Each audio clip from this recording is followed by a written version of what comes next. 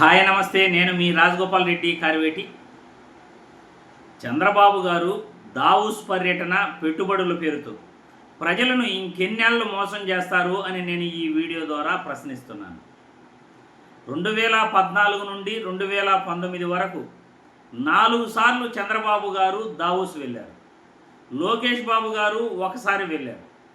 స్విట్జర్లాండ్లోని దావూస్ పర్యటన పేరు చెప్పి భారీగా పెట్టుబడులు మేము ఆంధ్రప్రదేశ్కు తీసుకొస్తున్నాము అంటూ చంద్రబాబు గారు ప్రచార ఆర్భాటాలు తప్ప ఆ పెట్టుబడులు గత ప్రభుత్వంలో ఎన్ని కార్యరూపం దాల్చాయి, ఎన్ని పరిశ్రమలు రాష్ట్రంలో మీరు పెట్టగలిగారు, ఒక్కటైనా మీరు చూపించగలరా అని నేను ఈ వీడియో ద్వారా చంద్రబాబు గారిని ప్రశ్నిస్తున్నాను. దావూస్ పర్యటన పెట్టుబడుల పేరుతో ప్రజలను మోసం చేయటం తప్ప, ప్రజాధనాన్ని దుర్వినియోగం చేయటం తప్ప, అడ్వర్టైజ్మెంటు ప్రచార ఆర్భాటాలు తప్ప మీరు ప్రజలకు పెట్టుబడులు 2014 నుండి 2019 వరకు ఎన్ని పెట్టుబడులు తెచ్చారు, ఎన్ని పరిశ్రమలు తెచ్చారు అని నేను ఈ వీడియో ద్వారా అడుగుతున్నాను. 2014 నుండి 19 వరకు వెళ్ళారు కదా, పోనీ అప్పుడు మీరు ప్రకటించిన కొన్ని ముఖ్యమైన పరిశ్రమల పేర్లు, భారీగా మేము పెట్టుబడులు తెచ్చాము అని చెప్పిన పెట్టుబడుల పేర్లు ఇప్పుడు నేను చదివి వినిపిస్తాను. వాటిల్లో ఎన్ని కార్యరూపం దాల్చాయో మీరు ఒక్కటైనా చెప్పగలరా అని నేను ఈ వీడియో ద్వారా అడుగుతున్నాను. 2014 నుండి 2019 వరకు చంద్రబాబు గారు 4 సార్లు దావూదు పర్యటిస్తే లోకేష్ బాబు గారు ఒకసారి ప్రకటించారు.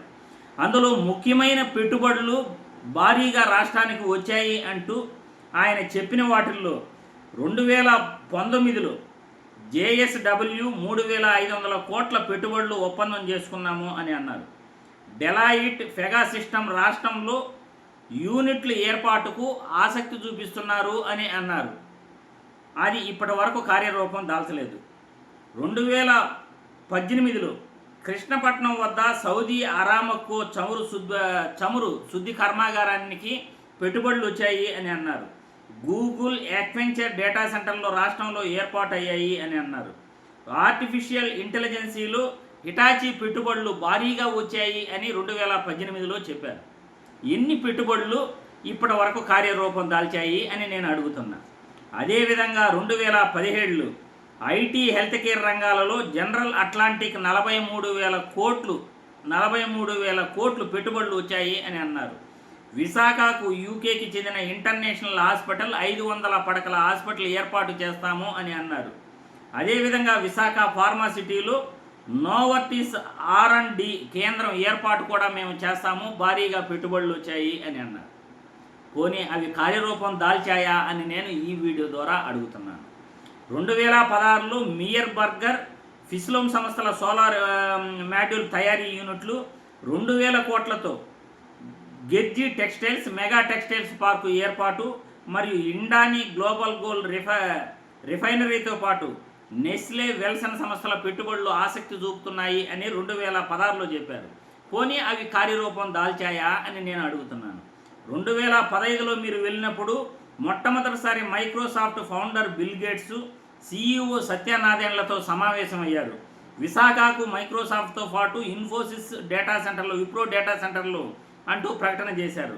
రాష్ట్రంలో భారీ హార్డ్వేర్ పరిశ్రమ ఏర్పాటుకు విదేశీ సంస్థ ముందుకొచ్చింది అంటూ ప్రచారం చేశారు. పోనీ ఇన్నిసార్లు 4 సార్లు దావూదుకు 2015 నుండి 2019 మధ్యలో వెళ్ళారు, ఒక్కటైనా కార్యరూపం దాల్చిందా అని నేను ఈ వీడియో ద్వారా అడుగుతున్నాను. మీరు అంటున్నట్లు భారీగా పెట్టుబడులు వచ్చాయి అని అంటే ఈ పాటికి ఆంధ్రప్రదేశ్ రాష్ట్రం ఎక్కడో పరిశ్రమలతో నంబర్ 1గా ప్రపంచంలో ఉండేది.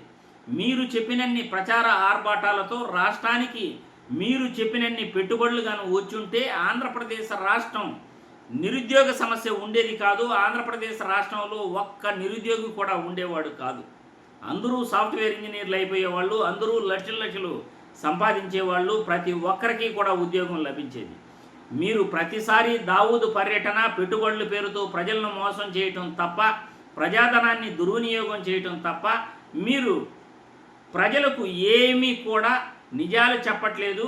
ప్రజలను మీరు మోసం చేస్తున్నారు. దావూస్ పర్యటన పెట్టుబడుల పేరుతో మీరు ప్రచార ఆర్భాటాలు చేస్తూ ప్రజలను మోసం చేస్తున్నారు. ఇక ఆపేయండి, ఇక చాలు అని ఈ వీడియో ద్వారా తెలియజేస్తున్నారు.